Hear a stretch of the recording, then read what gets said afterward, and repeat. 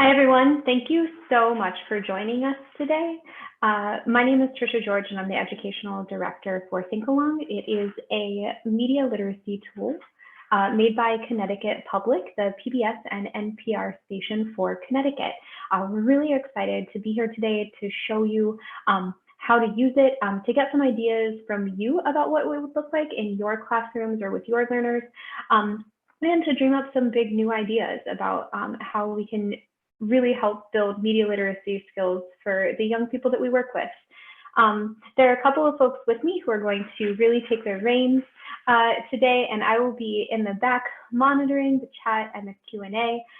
We have Katie in the audience and also on our social media feeds, our Facebook group, and Thinkalong at Thinkalong123 if you want to follow along on Twitter.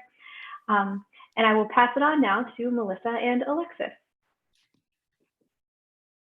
Hello, good afternoon. I am so excited to be here, and I see some familiar names in the attendee list. So welcome to all friends, new and old. Not old in the sense of age, but old in the sense of I've known you for a while.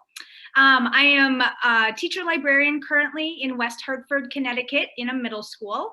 I have, I think, 16 years now of teaching experience. I started out as a classroom teacher and taught for 12 years, 6 of those years in Phoenix and 6 of those years in Hartford, where I was one of the founding members of the Renzulli Academy. And I got my master's at UConn in the Gifted and Talented program. So NAGC is an organization that I have been involved in very actively in the past, and it's very close to my heart. So I was really excited when this opportunity came to work with Alexis and Trisha to talk to you about a really cool tool, Thinkalong, that we'll talk more about later. So welcome, everybody. Hi, everyone. My name is Alexis Sappho-Agyeman. Just like Melissa, I am super excited to be here. I am just excited to have 16 attendees. It's like 16 new friends. And I know that Melissa has some friends on here. So I am super excited to make some today. So my name is Alexis Sappho-Agyeman. As I mentioned before, I am a former educational support staff. I started off as a para. And in my last position, I was a family engagement specialist for Craig Metropolitan Learning Center.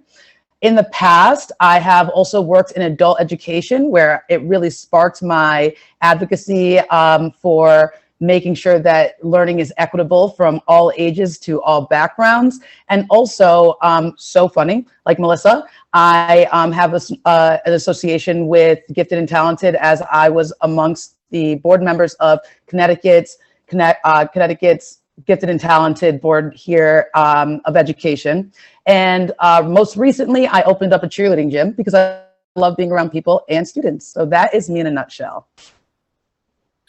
And so what our afternoon together is going to look like, these are sort of the order of events. We're definitely going to get to know who you are. So we would love in a moment if you would be willing to share where you're coming from, what your teaching situation is right now, and why maybe you are attending this session. And we will turn on your mic if you would like to do that. I think that Trisha's going to be monitoring that. And so we'd love to hear your voice. If you're not comfortable doing that, you can definitely do that in the chat. Then we're going to go into an intro to Thinkalong. We're going to actually navigate to the website. Trisha's going to kind of be the facilitator of the driver. And Alexis and I are going to kind of talk through what you're seeing. And we also really encourage you to open up another tab, because we know that most of us are tabaholics in education, and just kind of go along with us and explore on your own as well, so that you can have some questions for us before we are done this afternoon live together. We're going to talk a little bit about the research behind it and why we are so positive that it's something that all secondary educators and upper elementary should be utilizing regularly. We will leave time for Q&A officially, but again, feel free to chat or put your comments in the chat and questions as we go. And then just a few closing thoughts. And the hour is going to go very quickly, so get ready. And again, so Alexis, I don't know if you have any other things you want to add about who you are, but we'll start. No, I want to find out who everyone is. So without hesitation, let's jump right in. Let's get to know some of our friends on the call. So yeah, so again, I don't know how do they have to let us know, or Trisha, maybe do you just want to go down the list and you turn on the mic in the order that you see their name, and if they want to verbally respond, we'll give them a little bit of time to do that? We have Cecilia. They have the option. They actually have the option of raising their hand. And I see two folks with their hands up, so I'm going to go ahead. I actually don't see the option to mute or unmute them, Lacey. Not a problem. I'm going to go ahead and unmute Irene Prescott. Awesome. Thank you. Hello, I am Irene Prescott, an 8th grade U.S. history teacher at Kenmore Middle School in Prince George's County. And I joined this particular webinar because I have a current event assignment every Friday for my 8th grade students. So I want to know how I can make that better. Well, we got some good stuff for you, Irene. Welcome.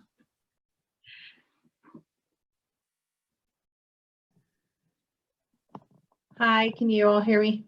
We can. My name is Samantha Smith. I am in Indiana and I'm an assistant principal, and I am here to just gather more information for my teachers for PLs and to do everything I can to support them.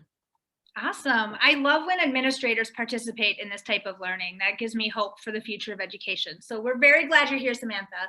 Thank you very much. Anybody else? I see Cecilia said she is a 1st grade teacher in Yakima School District, Washington. Welcome, Cecilia.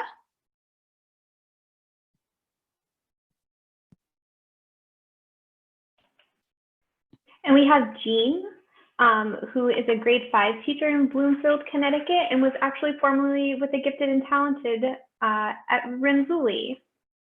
With Renzulli Learning, I think she is working now. She was actually one of the G-Quest teachers in West Hartford.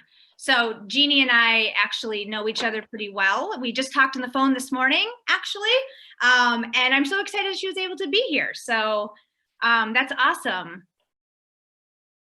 Brittany says that she is here to learn more about Thinkalong, and she also works part-time for Renzulli Learning. So that's so I bet Jeannie did word of mouth. I bet that worked really well this morning.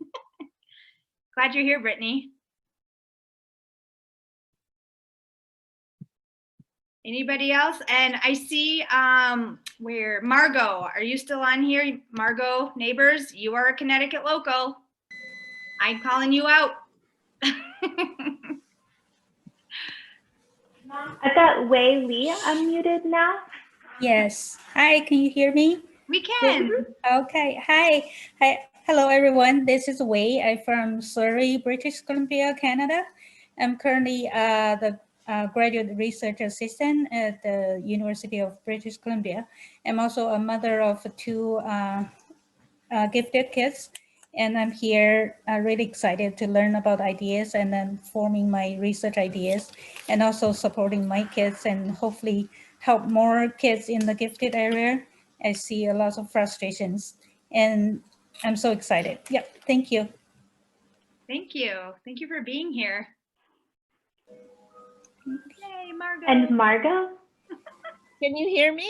We can. Hello, Melissa. I'm just trying to learn more. I am a teacher librarian in Hamden, Connecticut for a K-6 school. So I love Melissa and I just want to follow her everywhere. It's mutual, Margot. It's so nice to see your name on here. I'm glad you could join us. Definitely. And Katie is part of our team. She put in the chat, she doesn't have her mic on, but she is part of our team. And I have to agree, she is a huge media literacy nerd. She is super knowledgeable about Thinkalong and has been here way before I was here, and I think before Trisha and Alexis as well. And she just has a lot of the history of this amazing resource that has been getting developed for a few years now. And she can answer probably most of our questions. Well, all of our questions that we might not know. So please make sure you ask questions when they come up. And if anybody else feels like they want to introduce themselves at any point, put that in the chat. All right. We'd love to hear from you. All right. Are you? All right, everyone. So we're going to jump right in. So we've been talking all about this amazing tool called Thinkalong, this amazing program. So let's jump right in and get into it. So 3 things that are super important to know about Thinkalong. Number 1, it is a free educational tool brought to you by CT Public. Everyone loves free, and I think that that's a great way to just know that it's accessible to all. Thinkalong uses the framework derived from the research of Center of Media Literacy. So as we are going through our presentation, we're going to talk a little bit more about that and talk about the proof that it works behind that. And last but not least, Thinkalong meets the state of Connecticut student data privacy policy, and you'll find that listed also on the Connecticut Learning Hub. So as we are going into our presentation, we are going to make note of these 3 important things as we're going along. But you'll see as you're going into Thinkalong that it does not ask you for any type of information gathering to go in. It is a free, easy tool for you to learn, and we are excited to jump right in there. So we're going to encourage anybody who can to navigate their own selves to the thinkalong.org website. Trisha's going to also share her screen, and she's going to get us there. And between Alexis and I, we're going to kind of give you a short little tour of the website to show you some highlights and some places where we recommend you start. And we're going to then kind of take you into one of the specific modules. So you see the structure of each module is the same with different content. So once you learn how to navigate one, you'll be pretty fluent in the rest of them. And my challenge to all of you out there, all of your big brains out there, is to be thinking about additional topics that you think your students would be highly engaged by or with. And you'll see some of the examples we have when we start navigating through the website, but start jotting them down or putting them in the chat if you have things that right off the cuff you kind of have ideas for, because that's one of the things we want to crowdsource today as well. So when you get to the main page, if you're there today, an educator survey box will automatically pop up for a little while still. And if you have time at some point, we would love for your feedback if you have a chance to do that. But you can just X that out once you get to the website, and it gives you the blurb of what Thinkalong is. So it's telling us that it's using those trusted source materials from PBS, NPR, and other local media stations. And the goal is that it's helping guide students to think critically about the media that they're consuming, which we know is they're barraged with constant media in their everyday lives, both in school and outside, and then helping them to develop informed opinions, because we know that everybody has opinions. The missing piece is often both adults and learners in school that they are not informed, that they have just kind of gone by what they've seen in basic online media without really critically analyzing. And in my librarian heart, that kills me every time that somebody says something that I'm like, where exactly did you find that information? And did you really question that at all? So this website helps the educator really guide students through this. And if you look at the top, there's a few different things in the menu. There's topics, there's the about, there's a start, and there's the thought. So if Trisha, would you just hover over the start just to kind of show you right there? That's recently added tab with some links off of it, and structuring discussions is one of the tools that we are going to share with you a little more in depth later on in this presentation.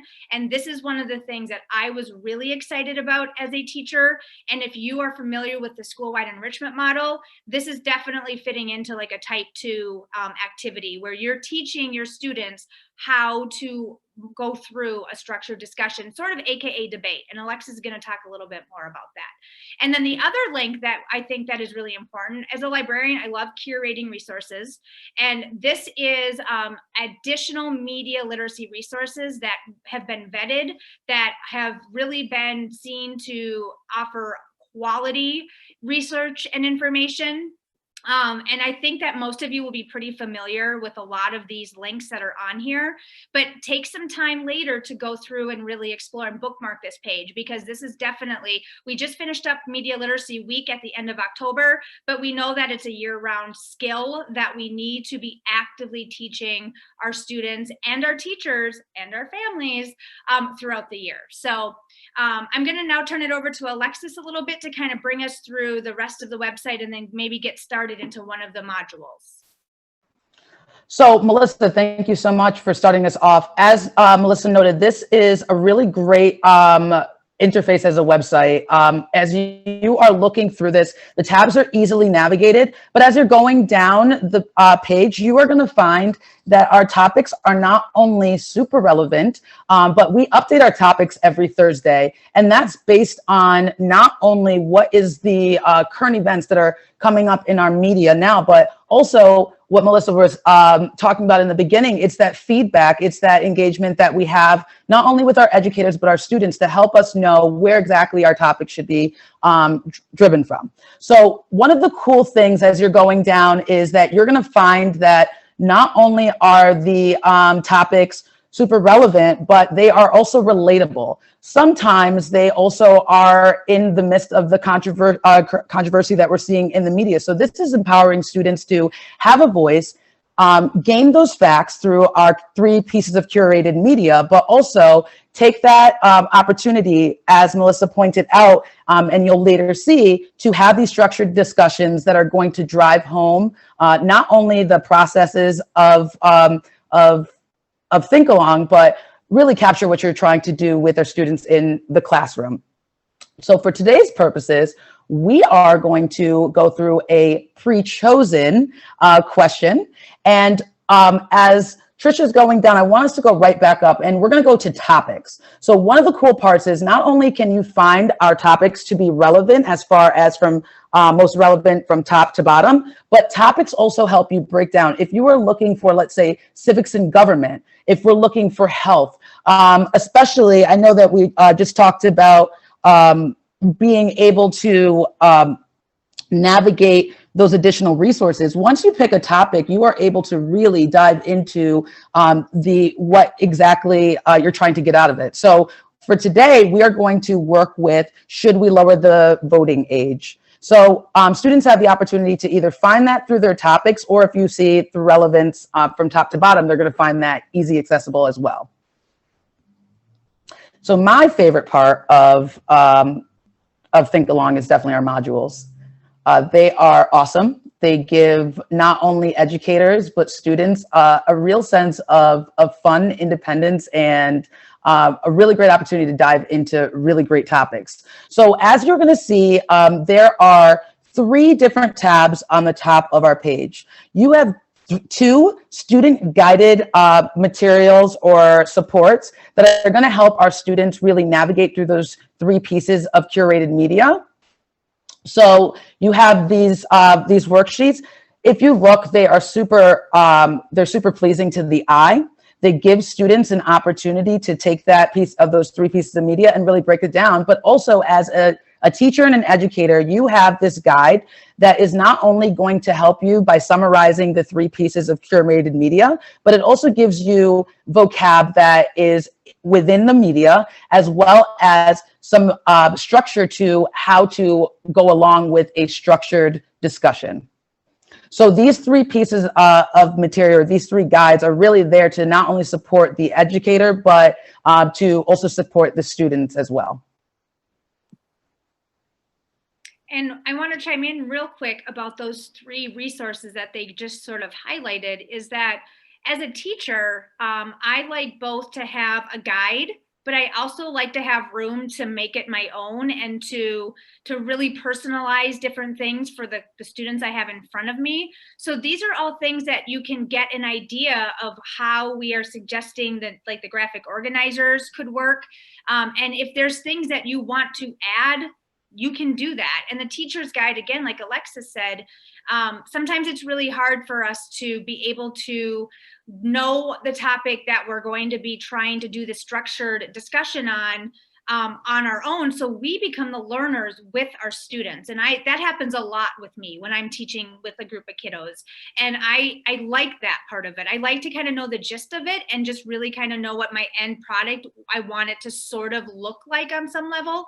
But I have enough freedom in my classroom that students can also really gravitate towards different aspects of it. And if you are in the library, or if you are in a GT situation where your students are getting to do their own investigations, this is a tool that can be very seamlessly woven into what you are already doing. And we're going to give you some specific examples of that later on at the end. So I just wanted to chime in a little bit for that. Oh, thank you.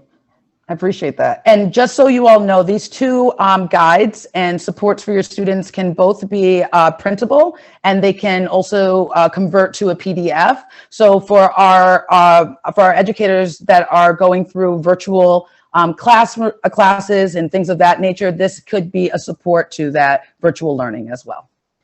So Thinkalong, when we're going through these modules, is as simple as 1, 2, 3. I know that Jackson 5's used ABC, as simple as 1, 2, 3, and that's what it is. We investigate, we contemplate, and then we debate. So it is just such a great opportunity to keep it as simple as possible, that 1, 2, 3. In our investigation, what we're doing is giving the students and ourselves, because we're using this as well, an opportunity to think critically. So we are now being able to look at these 3 pieces of curated media and dive in. A few points, and I know that Melissa's going to chime in too about our curated pieces of media. They are to go through all 3. Actually, the module should be around 45 minutes. So you're looking at about 10 minutes of great age appropriate for middle school and high school curated media. Now you have a read section, you have a watch section, as well as a listen section. So this really gives students not only 3 pieces of curated media, as I said, but 3 different perspectives of the media as well. And one of the things that I like about this part also is just that idea. There's a bunch of different tools, teaching strategies that you could use to help your students consume this media in a more active way. So, and if you have ideas right now, like how you could structure the actual learning of this with a group of students that you currently have, put that in the chat or raise your hand if you want to chime in and talk about that. Because one of the ways that I would use it is I could do jigsaw. So I could have the students self-select which piece of media would they be most interested in looking at, and then sharing back out with the group. So that is a pretty common strategy that we use. Or you could have a whole group experience if you have a smaller group, and you could kind of go through and do a think aloud with that, or have a student be prepared for that day in class where you say, you know, tomorrow you are going to lead us through this discussion of this video or of this article. And this is a place where you can give students a little bit more of that teacher role, where they can come up with the questions that they want to engage the rest of the class with. And it's something that I think is really lends itself well to those smaller groups, or even if you're pushing in with the rest of the students, this content is good for all students. And you could put some of the students in your small groups in more of maybe that take the lead sort of role to model. And then maybe at some point, some of the students that are not in your classes, but in the regular classroom, they could work up to start doing that as well. So those are some of the ways that if I were still in the classroom teaching, that's really how I would use it. And that's how I've worked with teachers on it as well. So Melissa and Alexis, we have a question. Samantha Smith asks, have you found that this has been helpful with students of all reading and cognitive levels?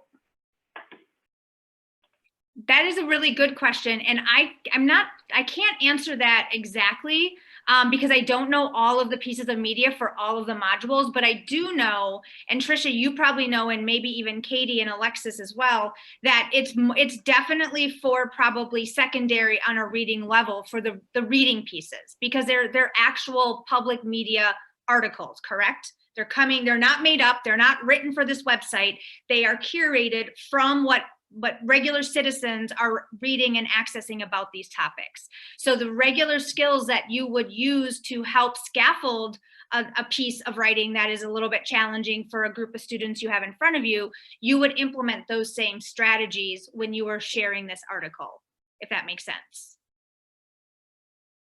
And I don't know if you guys have anything to chime in or add to that. No?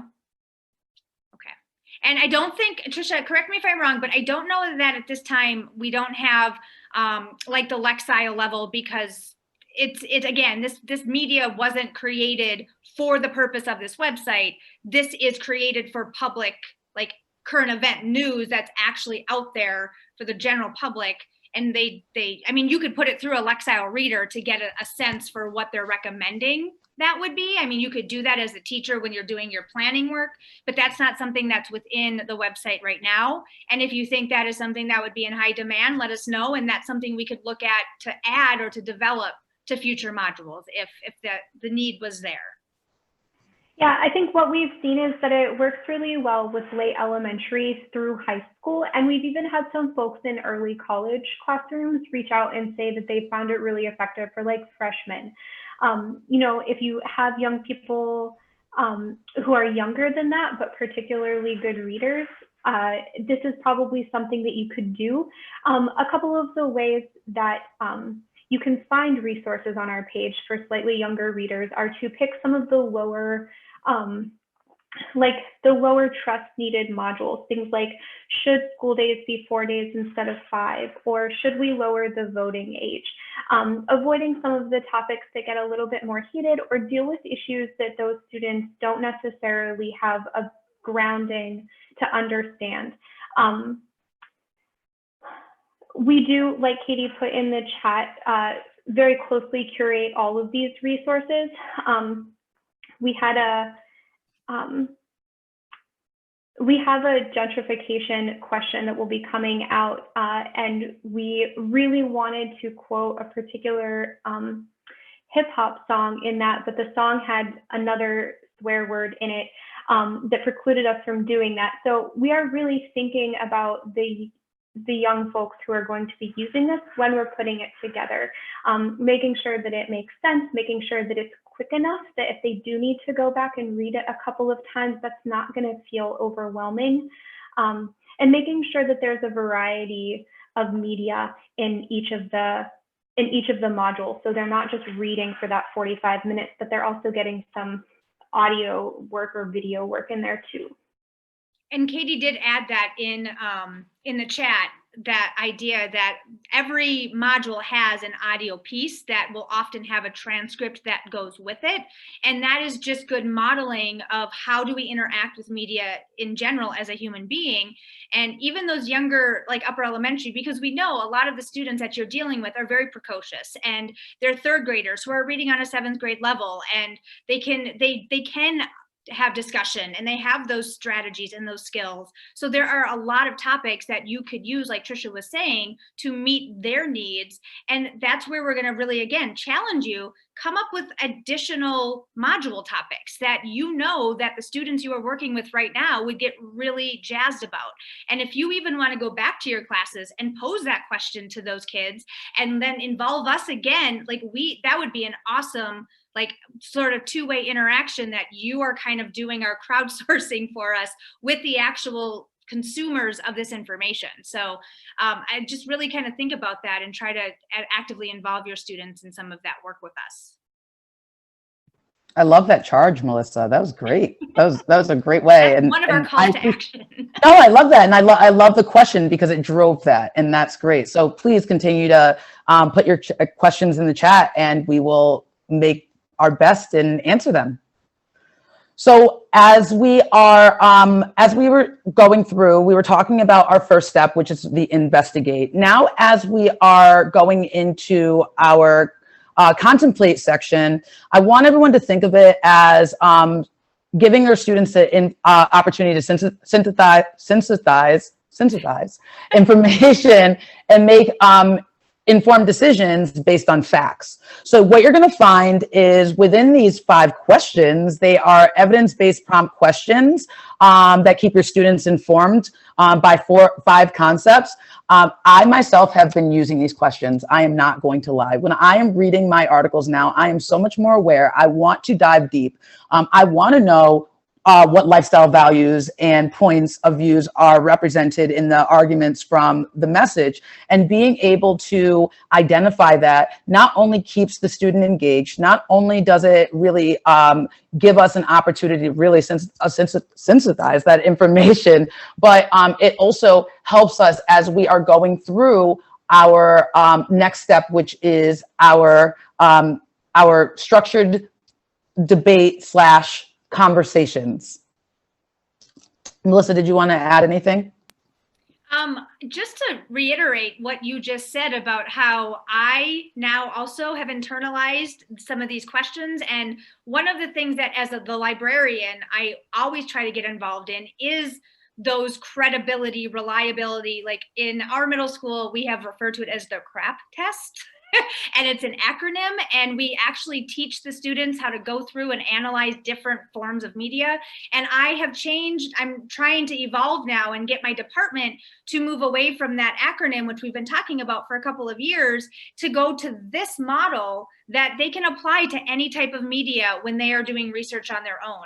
And especially with all this misinformation that is out in the world right now, these are really important questions that we need to keep pushing. And I even am doing that with my personal family. You know, when somebody says something, and I ask them this, well, where did it come from? And what do you think their purpose was? And just like that whole think through, this is something that literally you could take out of the Thinkalong website and apply it to a variety of other things outside of the context of the modules.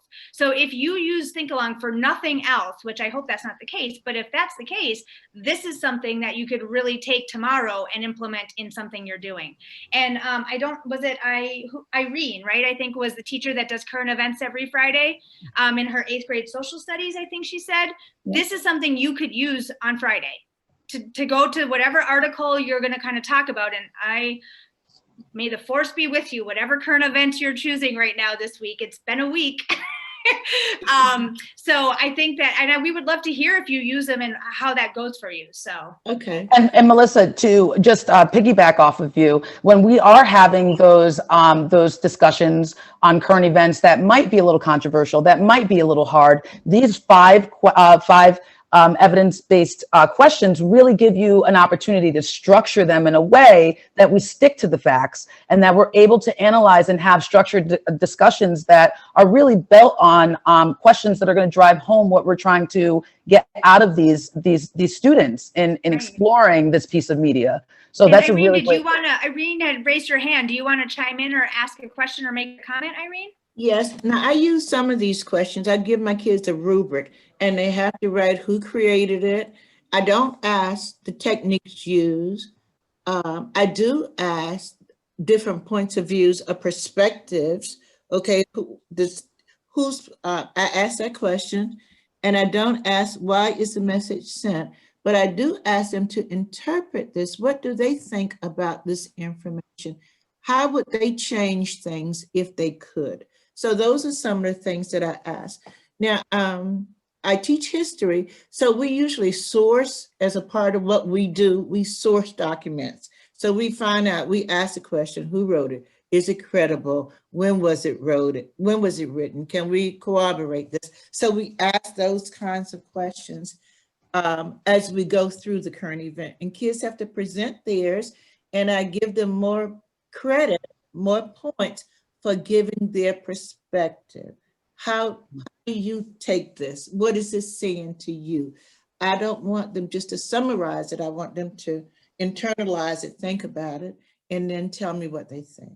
And I think adding that what creative techniques are used to attract my attention, I think that would fit perfectly into that last part that you just said, where you're asking them what they think, what's their opinion, and to really go a little bit deeper into, well, why do they think that? Like, not just stop at telling us what they think, but make them explain and teach them how to explain and reflect on, well, why is it hitting me that way? there's certain things that I read from my own perspective and my own life experience, and it hits me in a very different way than the person sitting next to me in class. So I think that I'm so happy that you're doing that and giving your students that voice and those skills. And I hope that maybe something here you can use to incorporate into what you're already doing. So thank you for sharing. And I do also want to mention really quickly, these 5 questions are from the Center for Media Literacy. This is the evidence-based portion of our website. There is evidence, and it actually came out of UCLA, which I feel like is they've got a pretty solid research arm. And it shows that repeated use, like the way that Irene is doing this, is the most effective. When young people start using this over and over and over again, it turns into a habit. And then they're embedding it into their activities and their thinking, rather than having to consciously access this information on a regular basis. So Irene, you are doing good work out there, and we're so happy to have learned more about how you're doing this. The second thing that I want to say about this is that there is a version for K through 3, K through 4. If you hit up our website in the media literacy resources, you can get to the Center for you can get to the Center for Media Literacy's website, and Tessa Joles there is a darling genius, and she has worked with researchers again to recreate these in a way that makes sense for littler kids.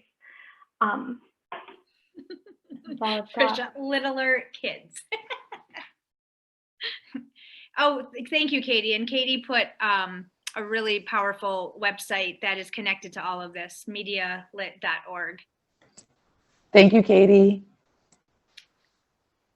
So as we are going through this, I'm just so excited that we keep talking about how we can make this our own, because that's one of the things I really do love about Thinkalong is that, Irene, you bring up a really great discussion as we're going about how you can bring this into your classroom and make it your own, having that be a part of current events, or whether that be a part of a jigsaw, like Melissa was talking about. You can make Thinkalong your own. So now we're going into our last part here. And this is my favorite part, is when we're able to use all of the information and have an engaging discussion. And as an educator, I know Melissa can chime in on this, it gives you an opportunity not only to have your students pick a side, provide facts and relevancy from their media sources, but also engage in what we would like to call a debate, right? So students have an opportunity, and you as an educator have an opportunity to kind of divide it how you'd like. You might have half your classroom be pros, you might have half your classroom be cons, or you might have students come up with both pros and cons, so that way they're well vetted on both sides of the topic. But what you can do is go ahead and place in these different statements or points that you'd like to make. And when you are able to create this, it also can turn into a wonderful PDF. So you're going to add your, thank you very much, my Vanna here. You're going to add your pros and cons.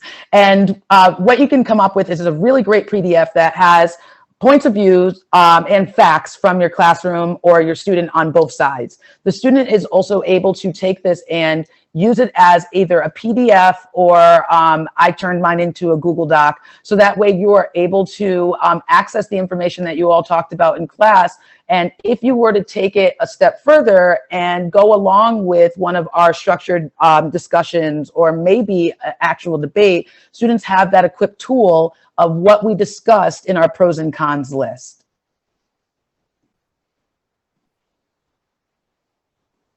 And so, yep, Trisha just typed in some of hers for should we lower the voting age? And this is the printout. It's very just clean. It's not like flashy at all. But again, tangibly, if you're having students, whether you are in real life and you can have them share this with you just by looking at their computer screen in person, or if they're virtual or you're in hybrid, this is a PDF you can attach to a Google Classroom assignment.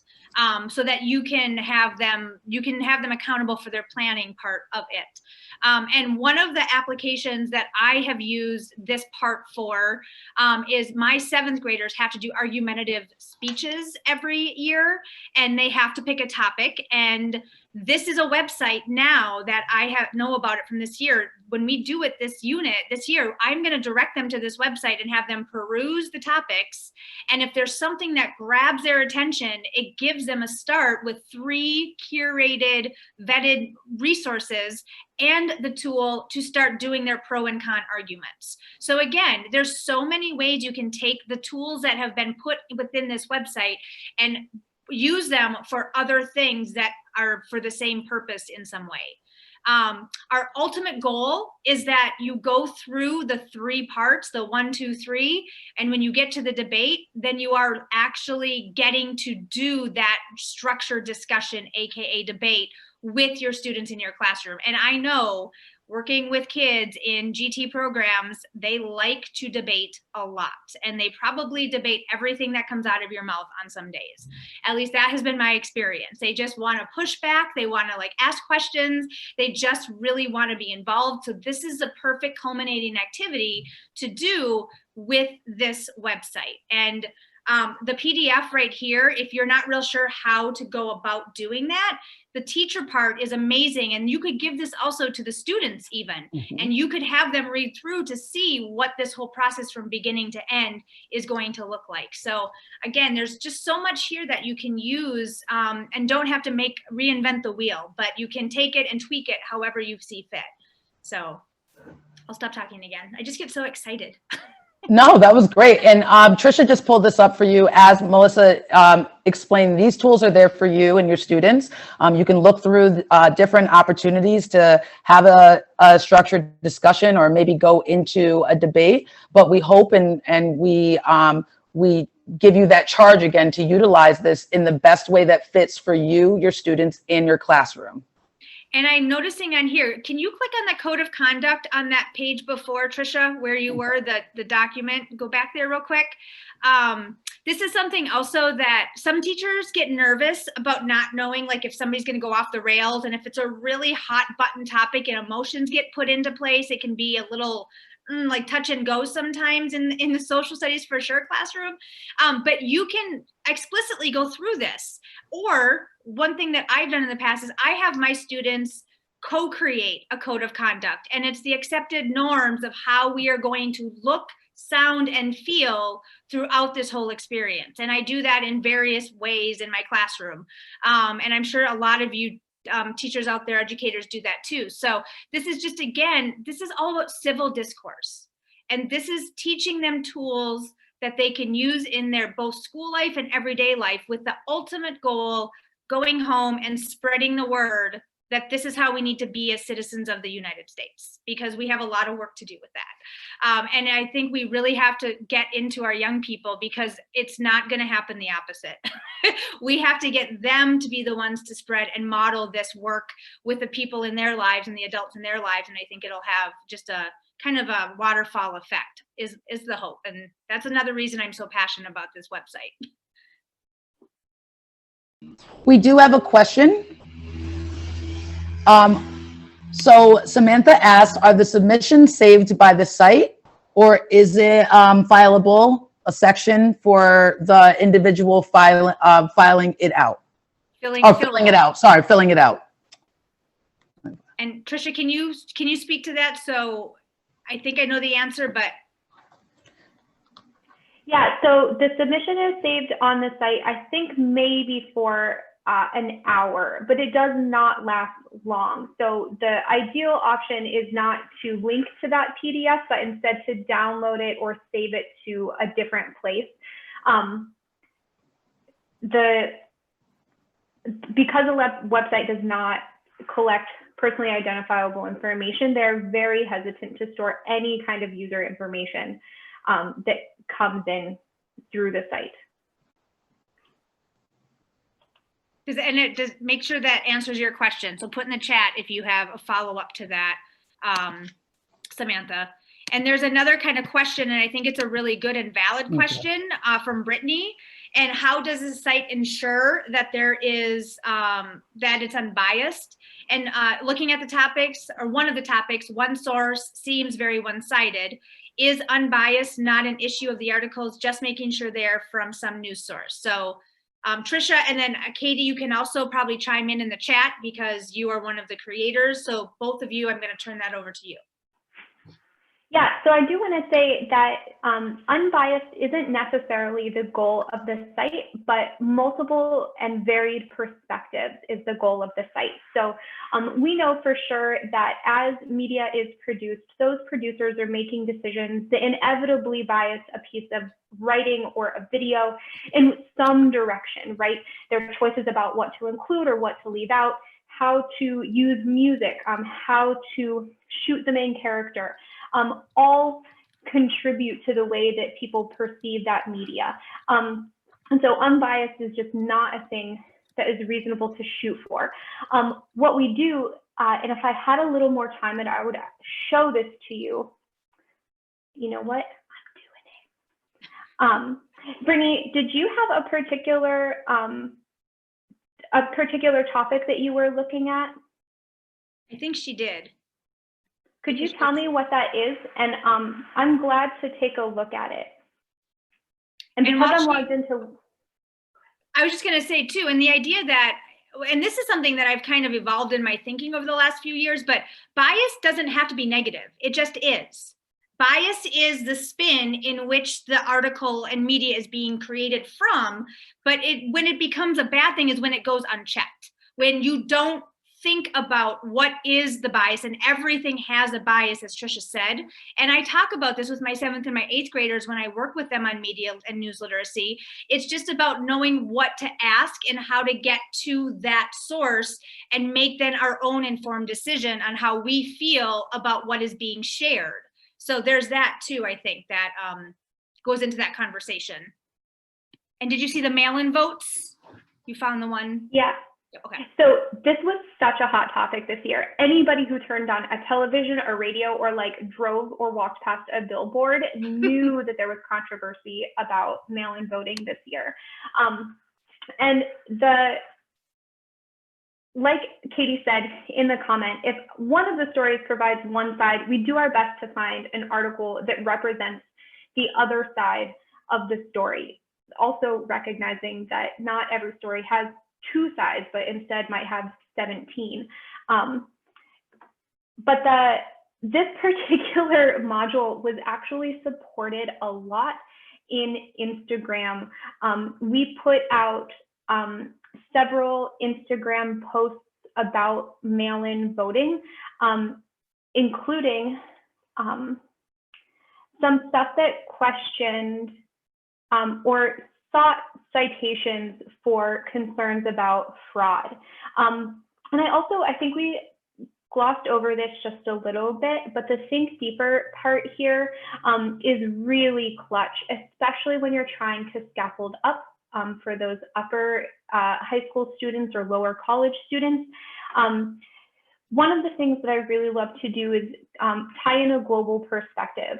A lot of countries in the world vote. A lot of them do it really differently than we do. And so expanding young people's knowledge about how other countries vote is really important. There is, I was gonna ask, I'm not sure which one of these you thought leaned too far or very far in one direction, but this has undergone a lot of scrutiny.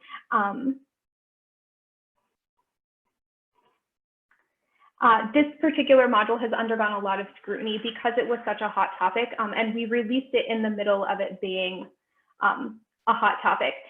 So I also, sorry, I do want to say that the team running Thinkalong is us. This is us and Katie, who you can't see, but she is here, very active.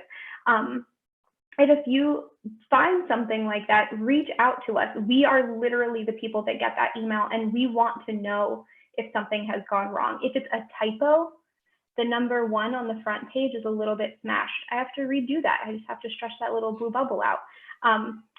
But we're the team, so please reach out and let us know if you see those issues, because we do want to address them. And we do have about 10 minutes left, and I know that people have been sort of asking questions, so hopefully that if you have burning things, you've asked them, or you will put them in the chat or in that Q&A. And Samantha I'm going to read this a little out loud. It says, I wonder if adding a part about checking for bias could be discussed with the classroom would be beneficial. So maybe that's something we can include in our resources. How do you analyze bias, and what are some strategies and tools for going through that? Because I think that's a very valid point. And I think that's a huge, huge piece of this that's sort of inferred. But not all of us really know exactly how to do that in the classroom with a group of students. So, all right. Trisha, did you lose the presentation? Oh, there you go. Oh, whoa. So to kind of wrap up a little bit, and again, we could be here with you for probably 2 more hours, and again, reach out to us and we can do a presentation to your group of educators. If you think that would be beneficial, you can let us know and we'll try to work with your schedule. And I'm offering that, and maybe Trisha's like, no, but we'll make something work if you're interested. And these are some thoughts to think about that we wanted your ideas also. So how would you have students prepare for structured discussion using these resources? What are some of your ideas that you think would work with your situation? How can you engage students in authentic learning experiences using Thinkalong? Because I know one of my goals when I was in the classroom working at Renzulli Academy, authenticity was the core of what I tried to do in social studies all the time. My question that I would always ask both myself and my students is, who cares and so what? Why are we doing what we are doing? Where does it go? Does it go anywhere? Is it like, who's the audience? Why are we learning this? And you know that your students ask you that all the time, right? And then what are some possible challenges that you might experience when planning and implementing? And I think the bias part is one of those. Like that came out. So that's one of those examples of where might there be glitches with us as teachers that we might not know what to do in that situation, or maybe we don't agree with everything that's on there and the media. And, you know, just have a very candid conversation with your class about that. Say, when I was looking through this, these were my thoughts. So like, Brittany, you should lead your students through a discussion in that module, and you can go through what you thought and how you pushed back. And I think that's such a valuable way to teach. And the students that you have in front of you are often like charged by that. Like when you empower them to take the lead and to be responsible for some of their learning, that's when the true learning can actually happen in my experiences. So next slide. Oh, I was looking at it, I'm like, what do you mean next slide? I can't switch it. All right, next slide. So what was the question? Oh, yay. Okay, so I'll talk like the micro machine woman. Because there's so much that I could say about this, but I am very well versed in the Schoolwide Enrichment model, as I mentioned. I know that there are many models of the in gifted and talent world, and I took a whole course on all of those models. Every week we learned about a new one. I was like, but I always come back to Schoolwide Enrichment because it speaks to me as my philosophy and as a teacher and as a human being. And this is, if you're not familiar with the model itself, you should definitely do a little investigation. It is good for all students, not just your GT pull-out kids or the Quest kids or the kids that are in the program. There are components for STEM that goes with everybody. And at our school in Hartford, we were a STEM school. And some of the type 1 experiences that I think would be great for every individual and human being for Thinkalong would to just preview all those module topics and to get their thoughts flowing on what are some of these questions that we work with and think about and really have a hard time maybe discussing, but when we have opinions, but we don't know all the facts. Start there. And that can be just a type 1 experience where you do a guided tour, you have them explore on their own.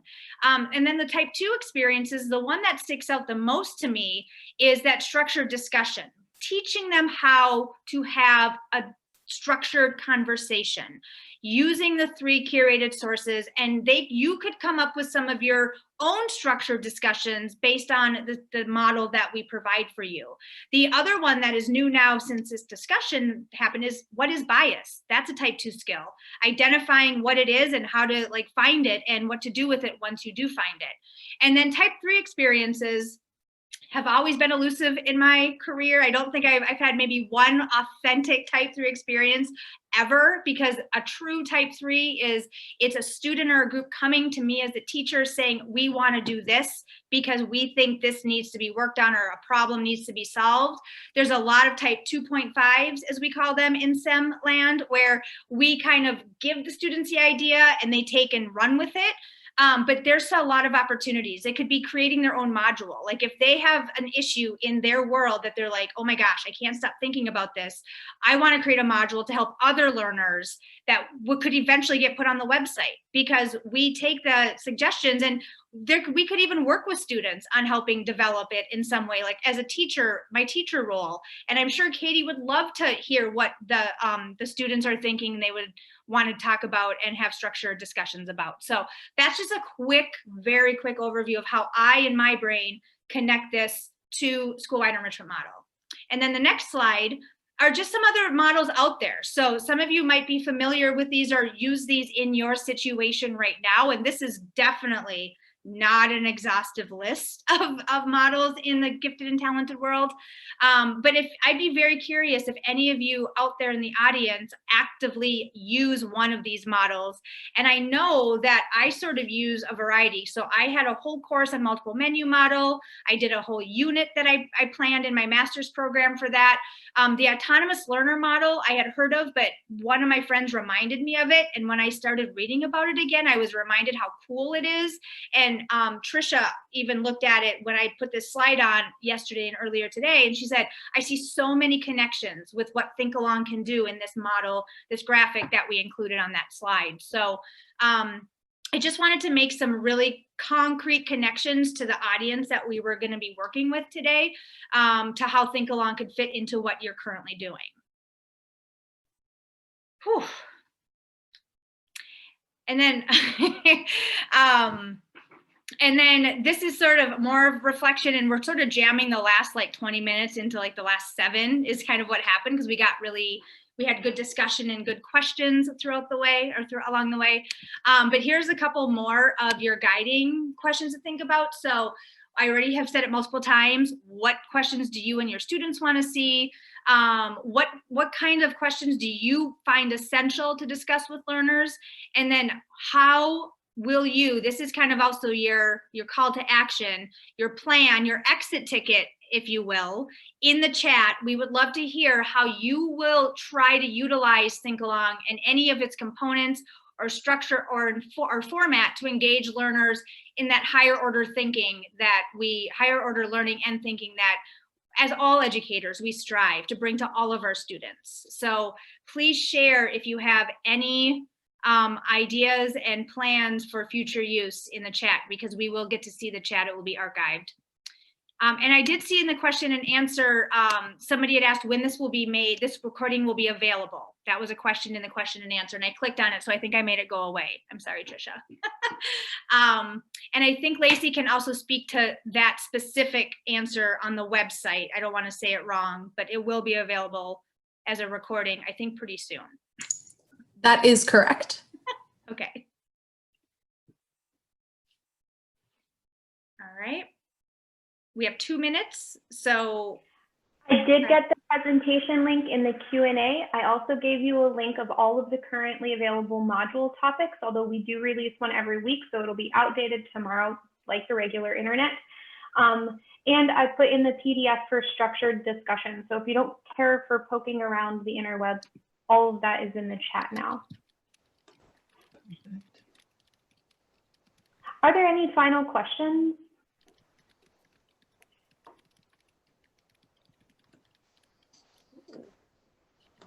Yay, Samantha's going to show this to both her ELA and social studies teachers, which is awesome. I was just reading these. These are great. That's exciting. Awesome. Thanks so much, everybody. Visit the website, sign up on our newsletter if you can, just scroll down, type your email, and the magic happens. And feel free to reach out to us, thinkalong@ctpublic.org. Yep. Thank you all for being here. We appreciate your participation and your attendance and spreading the word. So that's awesome. Yeah, Cecilia, that question has come up, working with early grades. If you figure it out and you think that you came up with something, we are happy to partner up and spread the good word.